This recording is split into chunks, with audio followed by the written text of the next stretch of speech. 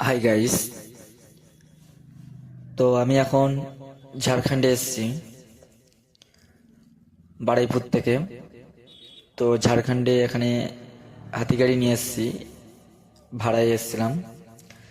তো মাল নামানো হয়ে গেছে, তো এখন বাড়ি ফিরছি। অনেক রাস্তা, এখনো 345 কিলোমিটার বাকি আছে বারুইপুর। তো কত পাহাড় দেখতে পাচ্ছ, খুবই সুন্দর জায়গা, খুবই সুন্দরও লাগছে।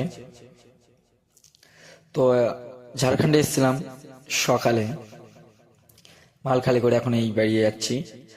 তো একটা সামনে ফাঁকা জায়গা আছে, খুব সুন্দর জায়গা আছে, ওখানে দাঁড়াবো, দাঁড়িয়ে কিছু খাবো, খেয়ে আবার গাড়ি ছাড়বো। তো বাড়ি যেতে আমাদের অনেক রাত হয়ে যাবে।